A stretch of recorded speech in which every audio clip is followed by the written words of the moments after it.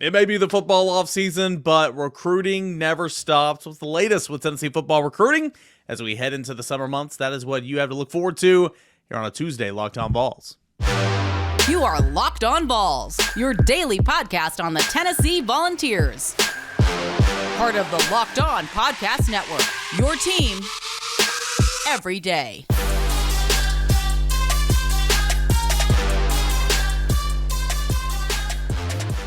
What is up, everybody? Welcome into it. This is Locked On Vols, and I'm your host, Eric Cainer. Appreciate you being an everydayer, making Locked On Vols your first listen. We're a part of the Locked On Podcast Network, your team every single day.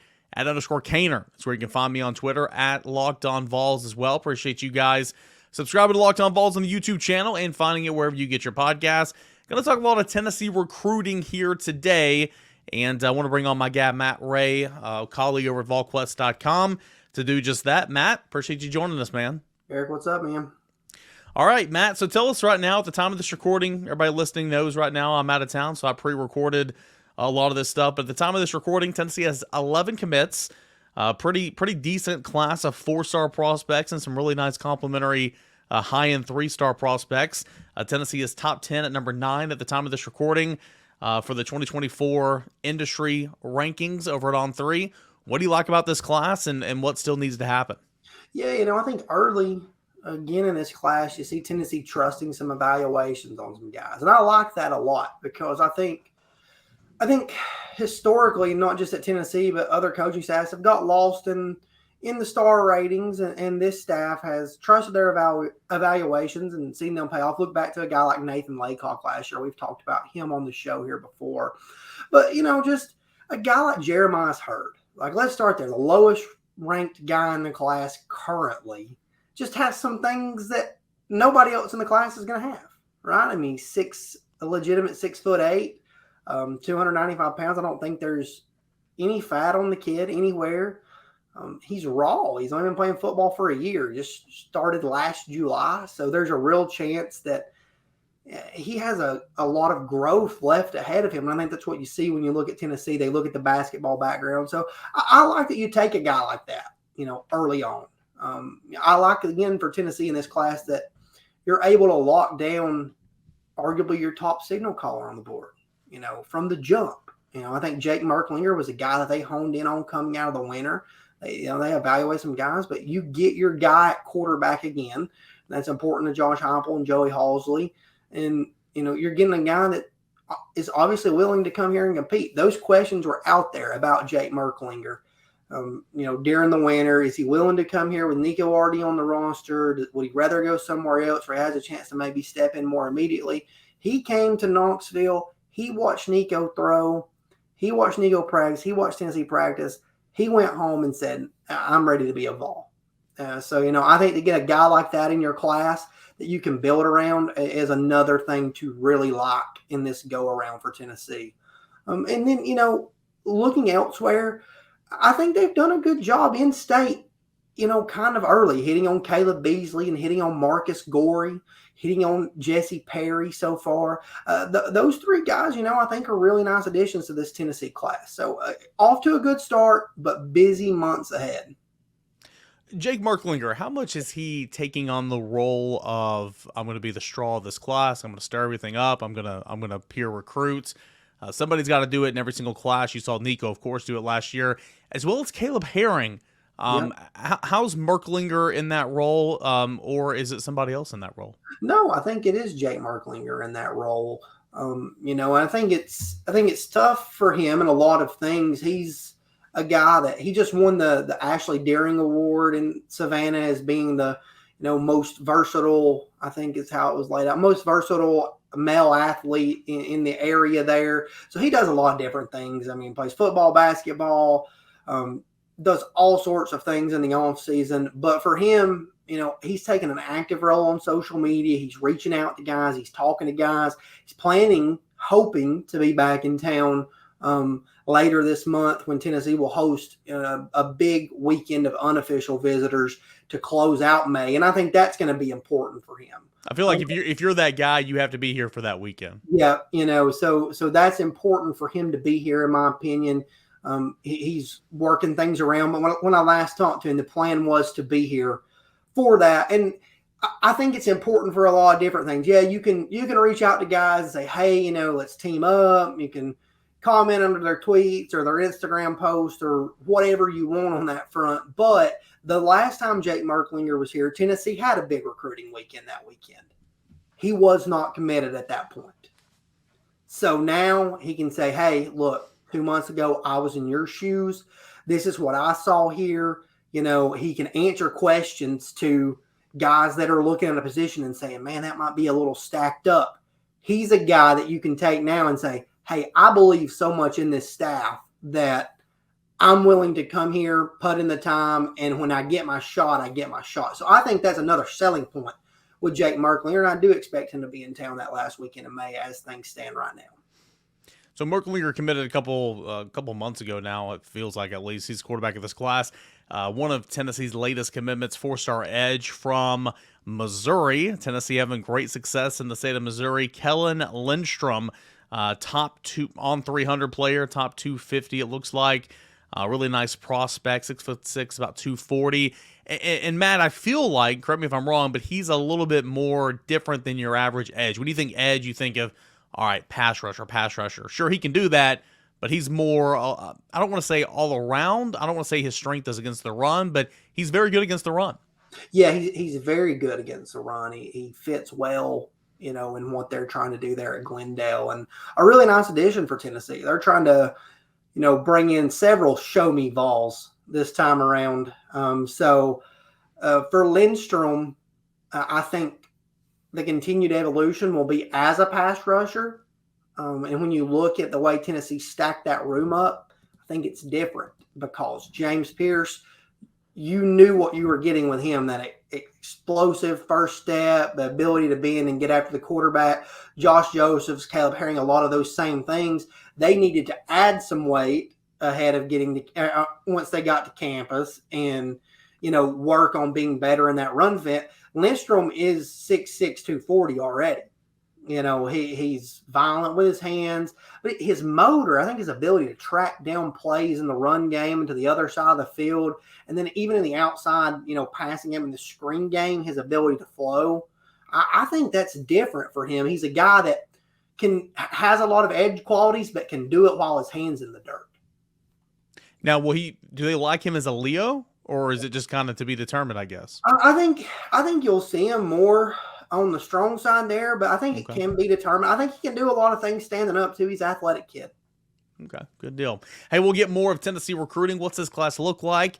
A really nice workout down in the Clinton area a couple of weeks ago. Matt was on hand for that. We'll get his thoughts on that.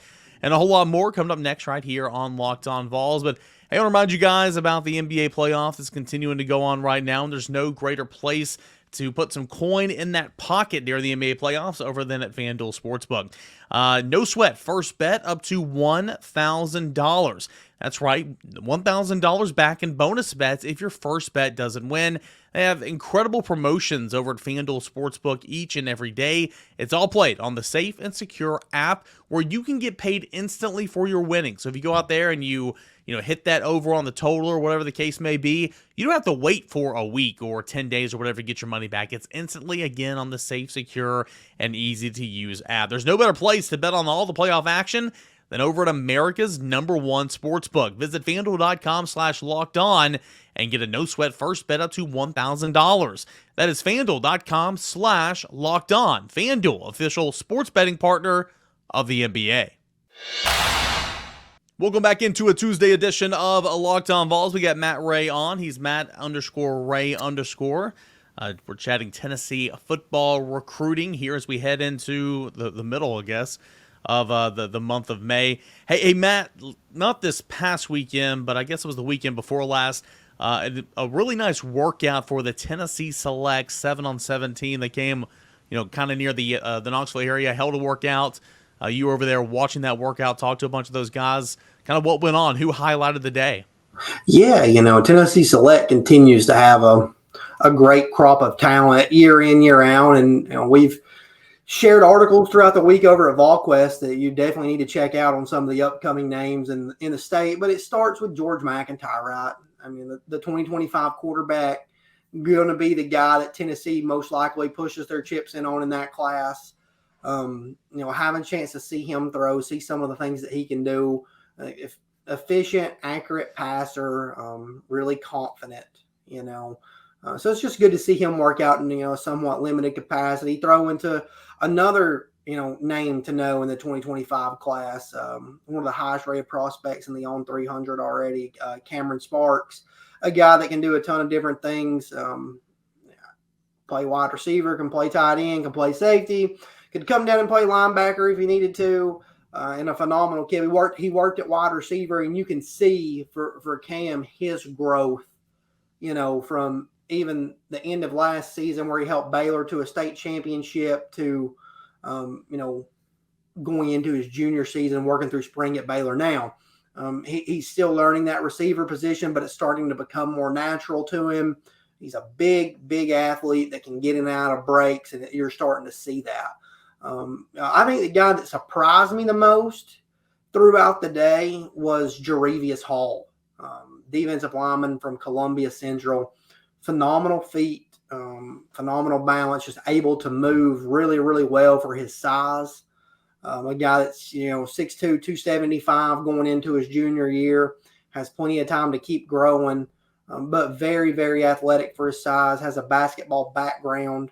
I think, to me, he stood out during the, workout there. He was just a guy that every time he went through, the folks standing, nearby, the coaches were, eyes kind of got wide as he went through his drills, because he did things really, really well and was very in tune with what they were doing. And so many young prospects that are coming, into their own right. 2026 guys that look like they're upperclassmen in high school, right? I mean, Easton Joyner and Centracius Otay, guys that have a really, really bright future ahead of them. Jaden McClure, those three guys are going to be big-time football players. Now, Joyner is from the state of Kentucky, but he plays for Tennessee Select 7v7. So all those guys are definitely names to know from that day. Feels like Cameron Sparks. I mean, he is still just a 2025, but he's been making trips up to Tennessee, since his a freshman season, right? Yeah. And so we've heard that name so long, and you've been around recruiting long enough and scouting and all that. Where do you think his best fit might be if he came to Tennessee? Is it on the offensive side? Is it on the defensive side? Can he put those best abilities and that explosion and all that type of stuff as a wide receiver, or is his future on defense? Kind of, what do you see with Sparks? Man, he's so interesting. I really think the guy could line up and play inside linebacker right now if you wanted him to. I think he could play at safety. I think he can do a lot of different things. I think personally that he can make some money on the edge as a big physical possession type receiver that, is able to work against smaller cornerbacks and have success. But, again, he's got to continue to learn the position and continue to grow. And I think he will at Baylor going into year 2 there under Eric Kimmery. So, for me with Cameron Sparks, I don't worry so much about the fit. I want to see him take that next step in terms of aggressiveness. Understanding that he has that it factor already, now go apply it. That's what I want to see from Cameron Sparks. I think that's the next evolution for him. And when that happens, I think he finds his positional fit. Yeah, that would make sense. A name that you've already mentioned and kind of talking about it, but a guy that was at this workout, George McIntyre from the Mid-States.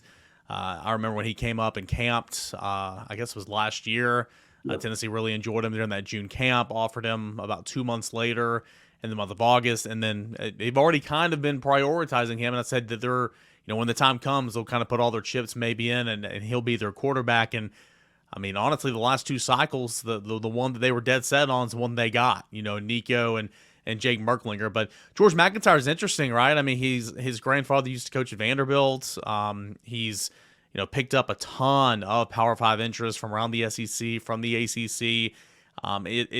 It's not necessarily a quarterback that you would think could be in this offense per se, but this offense adapts to the quarterback that they wants back there. That's something that's the number one thing that I think Joey Halsey said when, he met with the media after being hired, back in 2021. It was like, hey, we take the strengths of the guy that's, playing quarterback and, we let it. We've had mobile quarterbacks, we've had pocket quarterbacks and all that type of stuff in the system. But, for George McIntyre, who else is in it right now that Tennessee's going to have to try to fend off when they do make that move in the next, couple months, I guess? Man, he's got a who's who offer list. I mean, Georgia most recently entered. Alabama's in there. Like you mentioned, his, dad was, or his grandfather was the head coach at Vanderbilt.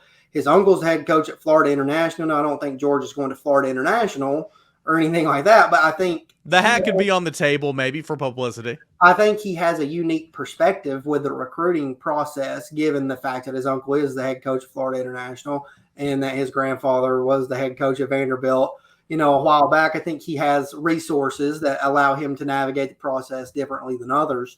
But I really think it's going to be interesting to see, and that's something he's working toward.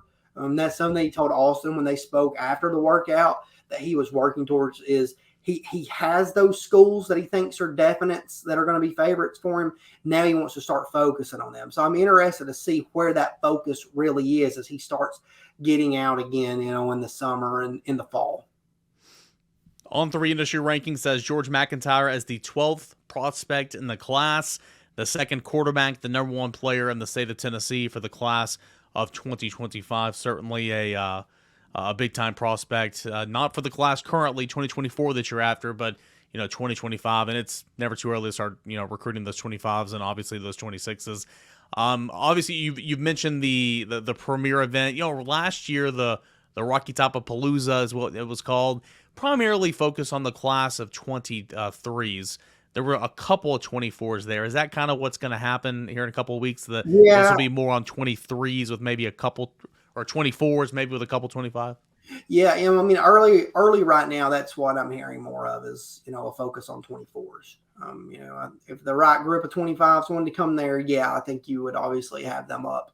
But right now, it's been more around the 2024s that are going to be there. And it's, early returns suggest it's going to be a good weekend. Yeah.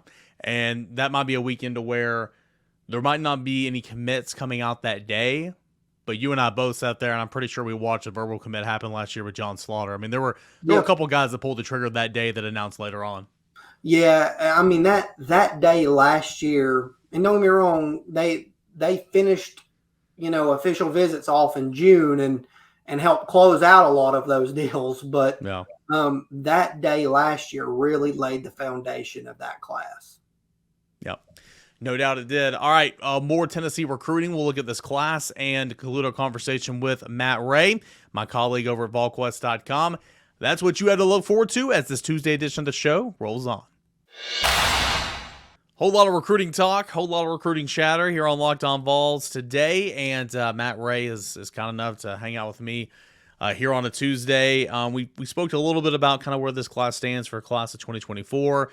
We discussed a workout from Tennessee's 7-on-7 team, Tennessee Select, 7-on-7 team that was in town a couple weeks ago when you were on hand. I do want to ask about a couple current commits. J.J. Harrell put out a tweet last week that had everybody up in arms, pretty much saying, hey, my recruitment's 100% open. Kind of what do you take about that? Is Tennessee still in a good position with commit J.J. Harrell?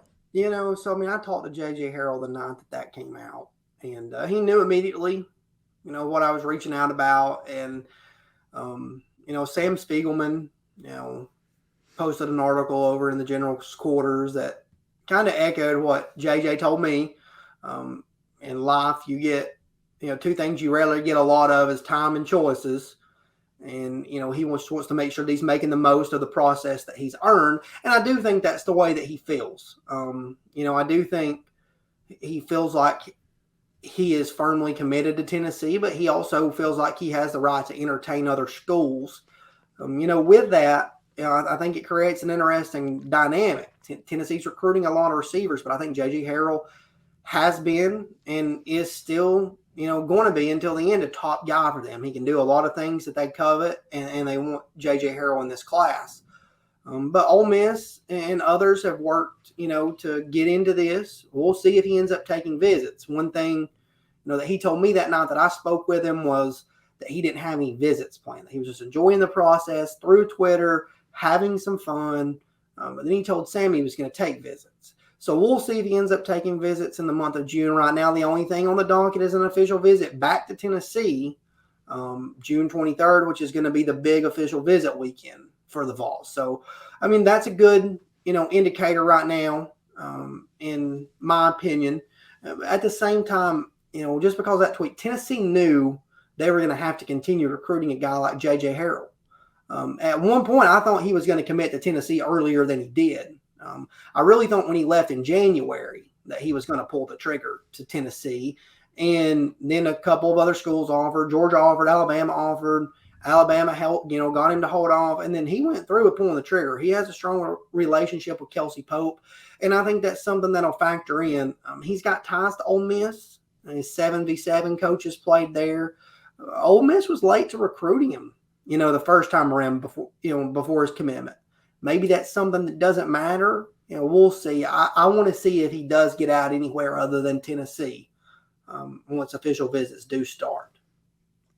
And then what about another one? Jonathan Nichols. He's been committed to Tennessee for almost a year now. He was the first one in this class. He's the highly rated 4-star prospect, the tight end from IMG Academy. And, he's always been one of those, when you commit that early, again, you got to keep going. It's super hard to hold on to those commits, but he's been in this class. He came back to Tennessee in the spring and was getting to know Al Gablen and all that. Kind of where does Tennessee stand with Jonathan Nichols right now? That visit in the spring, I think, was important for Jonathan Nichols, for him to get that FaceTime with Alec Gablen even more, and it solidified some things. Jonathan Nichols is a quiet kid. He doesn't talk a lot. He doesn't do a lot of interviews. That's just who he is. But I still feel like Tennessee's in an okay spot with Jonathan Nichols, but there's always going to be work to do with a guy like that. Florida's the school pushing the hardest right now. And, they're relying on some connections of their own. Jonathan Nichols is normally a Heard County, Georgia kid, right? He's from down in Heard County, but he's at IMG. So Florida's using that to their benefit. He has some family that plays on the softball team at Florida. So they frequently, go over and watch her play. But, in my opinion, there's a strong belief inside of his camp about the direction that Tennessee's offense is headed, the direction it's headed at the tight end position, and the culture around that program. And I think that, still has Tennessee sitting in a good position for Jonathan Nichols right now. He recently told On3 that he was most likely going to take an official visit to Florida at some point. But that's something that Jonathan maintained dating all the way back to last July. I spoke with him prior to his commitment. We talked about it. I asked him at the time, I said, now that you've made this commitment, I said, you have to understand surely that other schools aren't going to quit coming for you. And he said, no, I understand that. I'm going to work through the process. I probably will take some official visits along the way to make sure that, I get this decision right. So that's not something that's been unexpected for him. It's just been the length of time, maybe fades some of that away. Matt, for the first time since Heupel's been here, I mean, obviously it couldn't happen for this past season, but like, are you starting to see the results of the 11-win season back in the fall? Maybe not in terms of commitments, but just the elite pool of players you're drawing from now. Is that more of the result of what happened last year than anything? I feel like it is. Yeah, I think that's got a lot to do with it.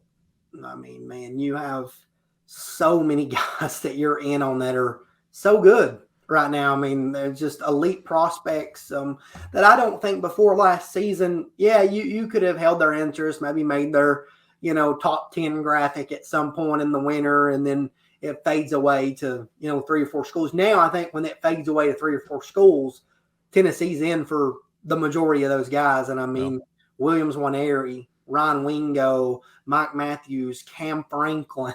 I mean, those 4 guys right there alone, Tennessee's in that core group for them, and I think they are until the end. And that's as impressive a grouping of talent as there's Jaden Riddell. It's Tennessee and Georgia at the top for him in the field, in my opinion. So just I think it is a product of the 11-win season. And I think there's some frustration out there for folks as, you see Tennessee battling, Georgia for a wide receiver. Well, why would you, want to go to Georgia when they just throw to the tight end? Why does Tennessee have to, prove it after having 2 wide receivers drafted? And I think that's just a product of the machine that Kirby Smart's built at Georgia. You're coming off back-to-back national championships. They're favored to win a third. Kids want to be a part of something like that, and you're told that evolution is to continue to open the offense up. So, I think Tennessee is in a really good spot after an 11-win season. Matt, great stuff as always. Doing awesome work over there with us at VolQuest, and like you said earlier, there's tons of recruiting content from this past week on into the weekend, and with the big recruiting event coming up at the end of the month, with official visits happening in June.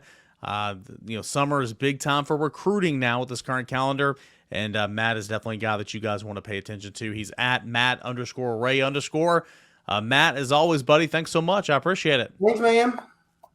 Again, that is MattRayVolquest.com. Appreciate you guys for hanging out with us here today and talking a little Tennessee recruiting here on Locked On Vols. The Volunteers are top 10 in the country at the time of this recording at number 9 with 11 commits, and that will change. It might change by the time you hear this, but that is how recruiting works in the era of 2023. 2022 and 2023 for sure. Appreciate you guys as always. Shout out everydayers. We'll see you back here tomorrow. This is Locked On Vols.